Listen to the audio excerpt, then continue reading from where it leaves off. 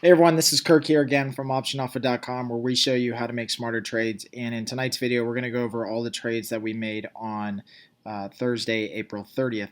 So just as a quick update, sorry that these videos are getting out late tonight and tomorrow. I've been traveling for a wedding on the West Coast, and so it's kind of really screwing me up with time zones, obviously, and stuff like that. So it's only about 6 o'clock here, which I know it's a much later there, but we're finally just getting this video out to you guys, so I do apologize. It's just for the next 2 days as we're traveling. So before you even get into the opening and closing trades for today, just a quick note, we did not have a chance to do anything with our position in Yelp today. Yelp was our earnings trade from yesterday.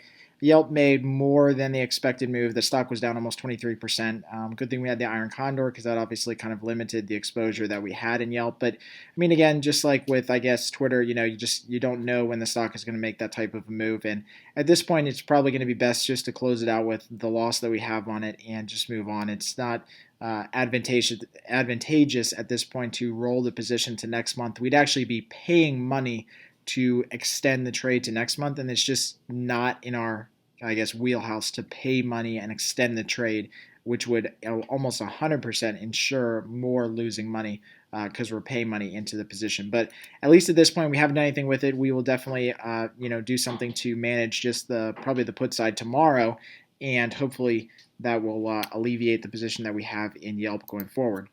So today we did have a couple other closing trades. We did close out the Baidu earnings trade that we had. That was a nice little profit in Baidu. Stock opened up lower, but within our range that we were looking for. So we did see that nice drop in implied volatility that happened really quick after the market opened. And again, the stock opened really, really inside of our range. And remember, we had sold the 205s. So if you had gotten out right when the market opened, as we kind of talk about, this is a good example of why we need to get out of these trades early as soon as the market opens. You would have definitely had the nice little profit that we had taken. If you waited till the end of the day, you were probably left with a pretty big loser. So it was nice that we got out of that trade early and we got a good fill in it. And again, we just went ahead and closed out the entire position. We could have just bought back, just the put side if we want to, but we just did the whole position. Everything filled very nicely and smoothly. So nice $76 profit there. We finally also got a position in XLU to close out. We've had actually a working order to close this thing out at about $8 for the last week and a half. And it's just a means to stay a little bit mechanical in some of the things that we're doing. It was a small position that we had entered a couple months ago, and we just wanted to close out that position. XLU pretty much just traded sideways. It hasn't really done too much, and so time decay has really kind of been our friend. And even though implied volatility jumped, we actually saw, kind of a lot of the time value decay work in our favor here for this particular position. So as the stock for the last month and a half has kind of moved sideways, that's really helped this position and obviously given us a chance to take a nice little profit.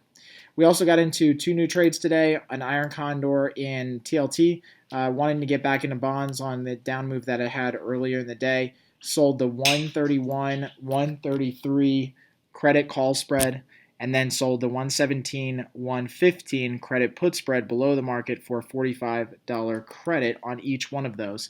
And so that gives us a pretty wide range to make money in bonds. And with the down move that I had earlier in the day, we saw implied volatility jump. And so now it's up in the 60th percentile. That's really helping out. And so at least at this point with kind of this quick down move, we've seen this a couple times where bonds have moved down just a little bit. And maybe, it might, normalize or trade a little bit more sideways as we get through the next month and a half here. We also entered a new position in XRT. XRT also had nice implied volatility today. And we want to do something small, but a little bit more bullish in direction. When we looked at our portfolio at the end of last week on the strategy call with members, we noticed that we were a little bit too tilted towards the bearish side. So we wanted to add some really bullish positions.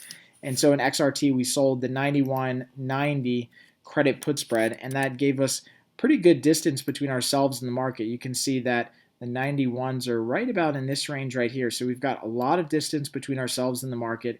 And this is definitely more of a bullish type trade because we want the stock to go higher. But even if the stock trades sideways or actually, falls another $6, $7 here, we actually still make money on the trade. And this is something that we could continue to scale into. We did it fairly small with a couple contracts right now, but we could definitely add to this position if implied volatility starts to expand.